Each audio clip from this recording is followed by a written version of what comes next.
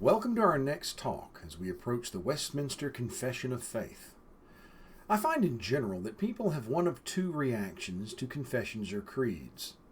For some, they are like old friends you grew up with. Your family and your church recite one or more of them at least once a week, maybe more.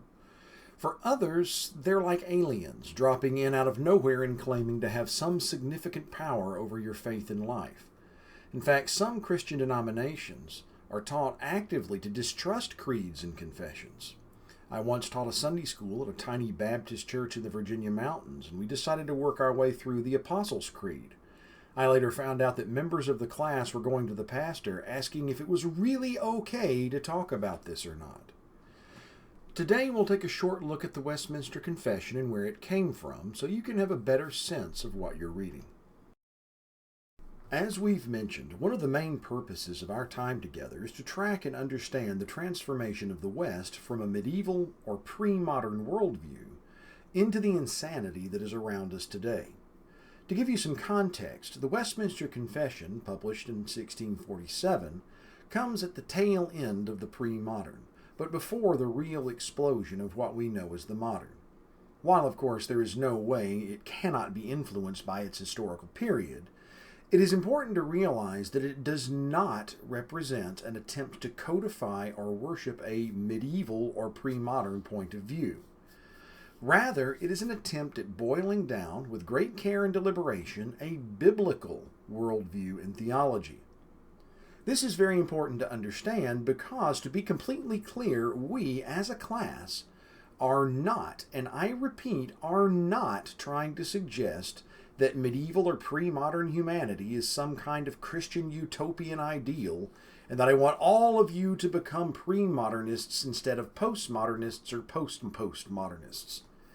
If you read anything about history, you know that medieval humans, the church too, was also eaten up with sin and wrong thinking in that period too. True, they could be at points less insane than the modern or the postmodern, but trading one form of insanity for another is still insane itself. Our goal here, like the authors of the Westminster Confession, is to bring ourselves as close as possible to a biblical worldview as we can. Hold everything we read, Christian or not, up to that light this year. To set the stage, after the Reformation, the religious map of Europe was shattered and new identities came into being. Prior to it, Europe had been unified as Catholic, and that included England and its neighbors. In the area we now know as the United Kingdom, as things shook out, a very complex picture emerged. Scotland and Ireland were more unified than England proper. In Scotland, Presbyterianism became and remained the norm, while the bulk of Ireland remained staunchly Catholic. England emerged as a confusing mixture, largely because of the way it became Protestant. If you recall, it was because the Pope wouldn't grant Henry VIII the divorce. So Henry took England out of the church, declared himself to be the head of a Protestant nation, and immediately granted himself a divorce. That meant that while there were many true, thoroughgoing Protestants in England, in the church as a whole, you had a very wide range of opinions. That complicated things and made unity difficult in that part of the world. To further bring you up to speed, we need to take a brief look at the ebb and flow of the English monarchy. In 1603, Elizabeth I died. Queen Elizabeth was one of the most powerful of the English kings and queens, and the country had largely united around her and prospered. But that's the rub with a powerful and successful leader. How do you follow them once they're gone? How could anyone improve upon Elizabeth's success, and if the next kings weren't as strong as she, how do you maintain it? James I had the unfortunate privilege of following Elizabeth. He wasn't as strong or as gifted as she was, but he certainly liked the way she wielded power. Remember that as far back as King John of Robin Hood fame and the Magna Carta, the English had been increasing their freedoms by granting powers and privileges to Parliament, which is of course like our Congress. Those powers came at the expense of the monarch. Every new power that Parliament got, the kings and queens lost. After Elizabeth's success, King James sought to take those powers back and reestablish a more direct control. In short, he wanted to be more than just a figurehead. He wanted to wield real power. This was made worse by an idea floating around Europe at the time called the divine right of kings. According to this view, the king was God's representation on earth, and as such, the king spoke directly for God. Therefore, to argue with the king was to argue with the will of God. Anything the king wanted, the king got instantly and without question. This led to a series of what were called absolute monarchies across Europe, particularly in France, where a string of kings abused power so badly that it would eventually provoke the French Revolution. Ideally, and this did happen sometimes, the king was supposed to be a father figure to his people and sacrifice for their welfare. At the same time, does a child talk back to his father? No. And so the people were expected to be quiet and obey in all cases. On the other side, during the Protestant Reformation, the Protestants had developed a contrasting idea about kings. In their view, the king was just a human. An important one, yes, but still a human like everyone else. You might say that they believed there was nothing divine about the king at all, and that the king pulled his pants on one leg at a time, just like you and me. They argued that as a human, the king was imperfect and was bound by the laws of the land just like everyone else, because the laws were based on the moral law of God. And therefore, they were over everything and everyone. There were no exceptions. So the king couldn't just ignore or change the law at will. In England, this made Parliament at least as powerful as the king, if not more so. Some of the more ardent of these advocates were beginning to openly defy the king and refuse to obey his commands. There began to be calls for sweeping reforms that would reduce the king to nothing of consequence, if they kept him around at all. Now, no one claiming authority over anyone else likes to tolerate a challenge to that authority. Well, James understandably liked the idea of the divine right of kings. After all, what king wouldn't? And the English Parliament obviously preferred the Reformation's ideas about the subject.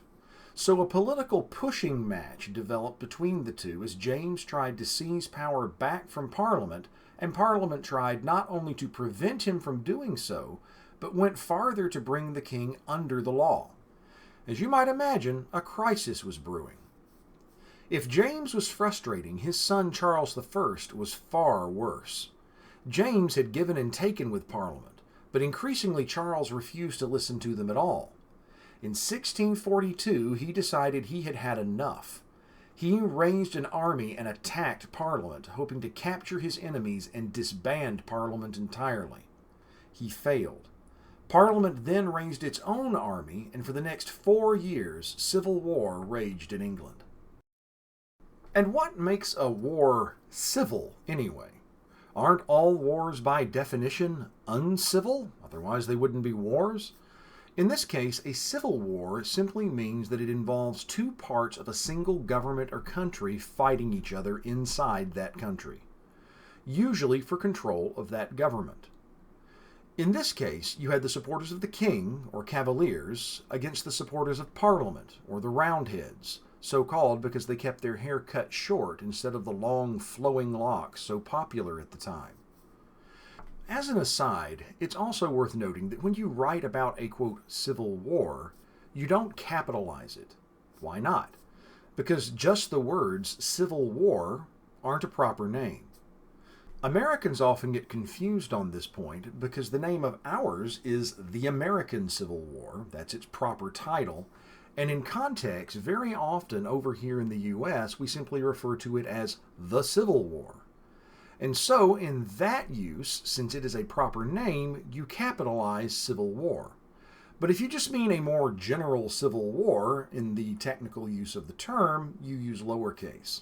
Anyway, to make a long and interesting story short, the war culminates with Charles's defeat at the hands of Parliament and their military leader, Oliver Cromwell.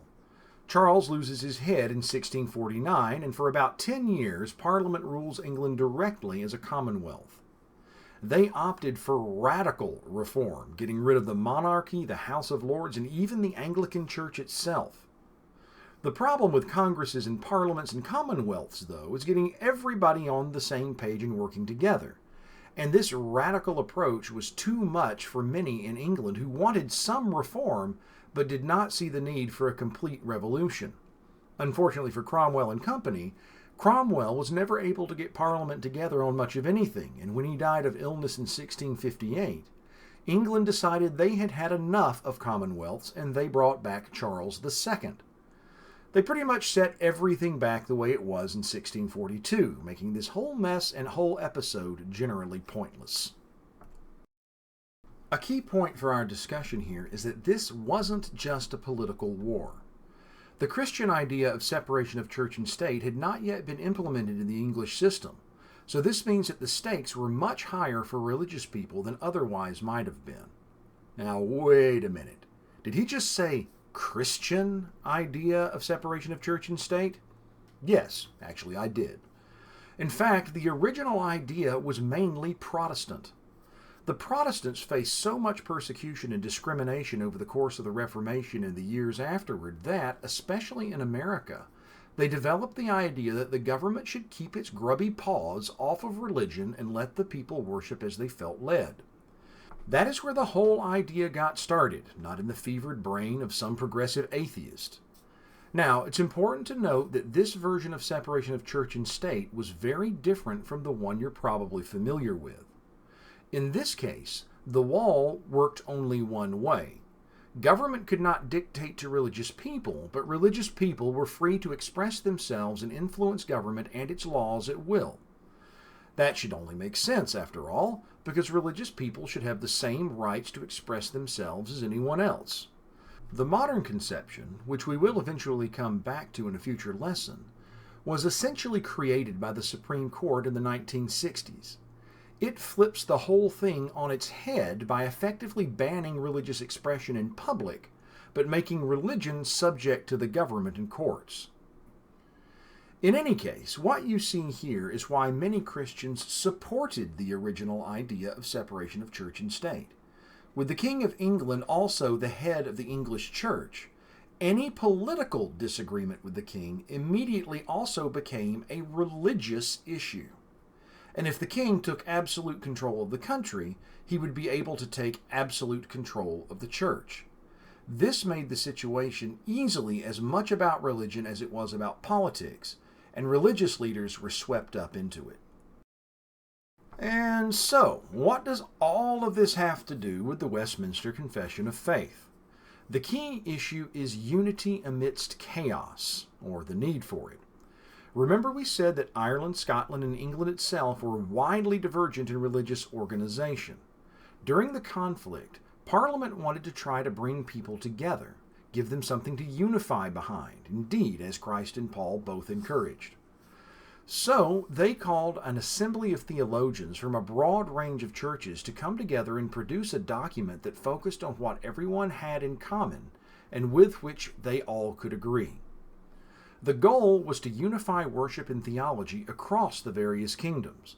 So they called for Anglicans, Presbyterians, Independents, and Erastians to all be involved. But the Anglicans sat out because they were loyal to the king. That made the Presbyterians the largest group, and you can tell by the resulting emphasis on Reformed theology. The result was a very detailed, well-presented, systematic theology, meaning that it was a systematic way of laying out the truths of God, Jesus, the Bible, and the Church in one place. That makes it much easier to learn and consult. Rather than having dozens and dozens of complex books on every religious subject under the sun, you can read this one document that boils it all down for you. To be clear, the Westminster Confession is not Scripture, and it should never be placed on that level. Further, it is a human document, and it should not be expected to be infallible. Its authors would not expect either of those things of you reading it. At the same time, it reflects a detailed and mature consideration and meditation of Scripture by many potent minds over a notable period of time. Therefore, we should keep it in perspective, and there is much for us to learn from it. So in the end, was the confession a success? Well, that depends on how you define your terms. If you mean, did it unite the three kingdoms into a harmonious religious whole? Well, then it was obviously a failure. But that isn't really how it contributed to history or religion. It proved to be so clearly written, so tightly reasoned, and so biblically founded that it has served to deepen and secure the faith of millions of people in many different Christian traditions. More practically, it was adopted by many English Anglicans, Puritans, and Separatists as their essential understanding of the facts of the faith. They carried the confession with them when they jumped the Atlantic pond and founded a new nation in America. In a very real way, the Westminster Confession of Faith was the religious and political foundation of the American colonies, secular and sacred. And when it came time to fight for independence from Britain, the Westminster Confession formed part of the backbone of the worldview that made independence possible. And that made the Confession a very powerful document indeed.